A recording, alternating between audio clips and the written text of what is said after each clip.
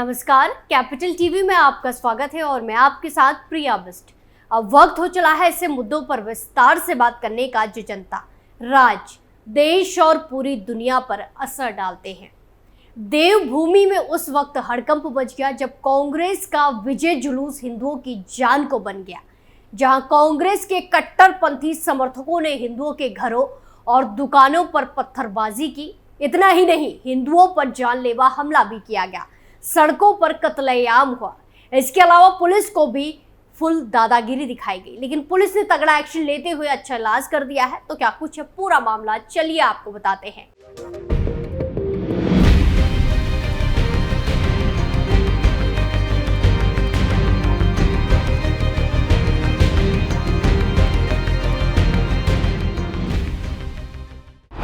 कांग्रेस समर्थकों का बवाल, हिंदुओं पर जानलेवा हमला, पुलिस को दिखाई दादागिरी। देवभूमि उत्तराखंड, जहां उपचुनाव में बीजेपी को बड़ा झटका लगा।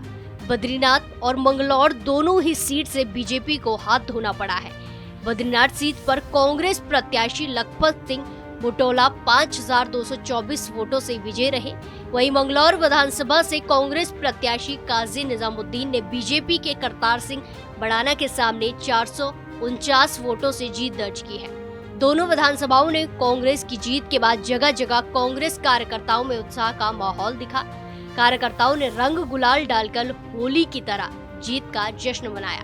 कई जगह ढोल नगाड़ों की धुन पर कार्यकर्ता डांस करते नजर आए।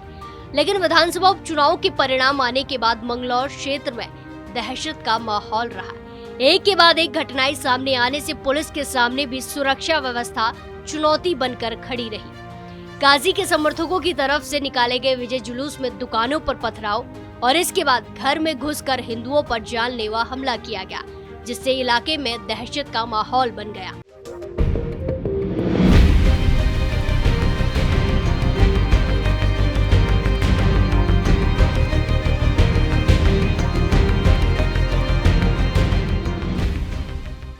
आपकी जानकारी के लिए बता दें कि विधानसभा उपचुनाव में जीत के बाद कांग्रेस के समर्थकों ने बिना अनुमति के ही विजय जुलूस निकाल दिया। यानी कि कांग्रेस विधायक काजी निजामुद्दीन और उनके समर्थकों ने विजय जुलूस निकालने के लिए पुलिस से परमिशन नहीं ली थी, अनुमति नहीं ली थी। रविवार की देर शाम युवाओं का एक समूह भारी भरकम डीजे लेकर विजय जुलूस निकाल रहा था। शहर चौकी के सामने से ये लोग विधायक आवास की ओर गए। यहाँ से ये लोग मानक चौक मोहल्ले में पहुंचे। इसके बाद विजय जुलूस के दौरान गुंडों ने इलाके के मौजूद दूसरे दलों के समर्थकों और हिंदू परिवारों के घरों और दुकानों पर पथराव किया, पत्थरबाजी की। यही नहीं, काजी मोहम्मद निजामुद्दीन के समर्थकों ने लोगों पर हमला भी किया। रात के समय सभी प्रतिष्ठान और घरों के दरवाजे बंद थे। आरोप है कि जुलूस में शामिल कुछ युवकों ने कई बंद पड़े प्रतिष्ठानों और उनके दरवाजों पर पत्थरबाजी की, पथराव किया, पत्थर फेंके। इससे मोहल्ले के लोगों में दहशत का माहौल बन गया। मामले में नगर के मोहल्ला मानक चौक निवासी एक महिला की ओर से पुलिस को तहरीर दी गई। तहरीर में आरोप लगाया कि आरोपियों ने जान से मारने की धमकी भी दी। घटना के संबंध में मोहल्ले में लोगों ने पुलिस कंट्रोल रूम को सूचना दी, जिसके बाद शहर चौकी प्रभारी नवीन नेगी पुलिस फोर्स के साथ मौके पर पहुंचे, लेकिन तब तक आरोपी वहां से भाग चुके थे, निकल चुके थे। मौके पर मौजूद मोहल्ले के लोगों और महिलाओं ने पुलिस को पूरी घटना की बात बताई और कार्रवाई की मांग की, जिसके आधार पर पुलिस ने अज्ञात आरोपियों के खिलाफ मुकदमा दर्ज कर लिया। वहीं कई अन्य जगह कांग्रेस के समर्थकों ने पुलिस कर्मियों के साथ भी झड़प की और उनसे अभद्रता की।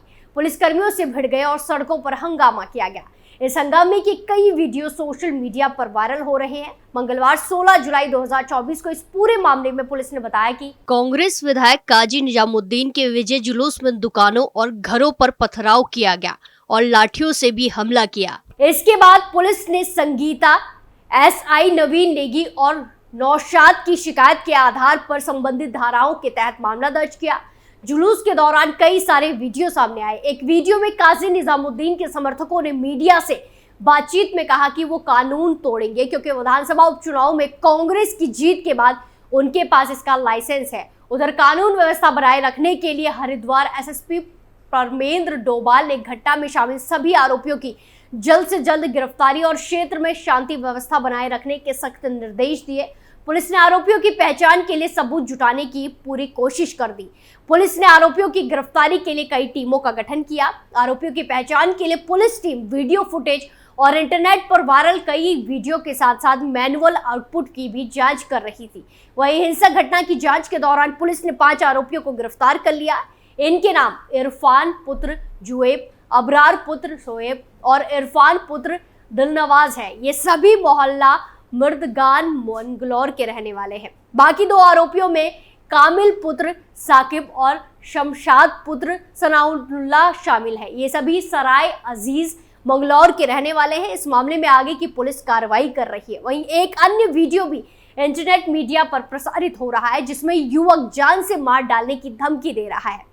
मंगलौर विधानसभा क्षेत्र के मतदान के दिन मारपीट की कई सारी घटनाएं हुई। इस दौरान पुलिस को काफी मशक्कत करनी पड़ी। यहां तक कि मतदान के दौरान लिबरहेड़ी गांव में फायरिंग की भी चर्चा थी। वहीं उपचुनाव में काजी निजामुद्दीन के विजय होने के बाद फायरिंग और पथराव की घटनाओं ने क्षेत्र में दहशत बना दी। जहां शनिवार की रात लिबरहेड़ी में भाजपा समर्थक के घर के बाहर कुछ युवकों ने फायरिंग कर दी, जिससे तनाव बना हुआ है।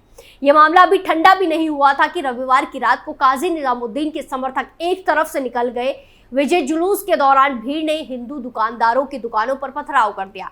बताया जा रहा है कि भीड़ ने पुलिस के साथ भी धक्का मुक्की की थी।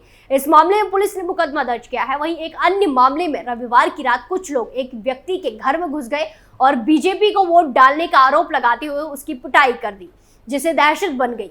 इस मामले में भी पुलिस ने मुकदमा दर्ज किया है। वहीं लिबरहेड़ी निवासी एक युवक ने इंटरनेट मीडिया पर वीडियो प्रसारित कर दूसरे पक्ष के लोगों को जान से मारने की धमकी दी है।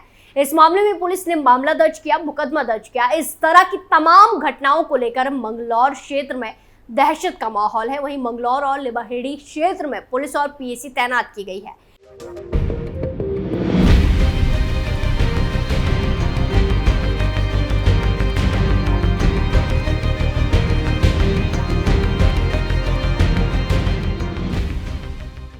वहीं मंगलौर विधानसभा सीट के समीकरण की बात की जाए तो यहां पर कांग्रेस को जातीय समीकरणों का फायदा मिला।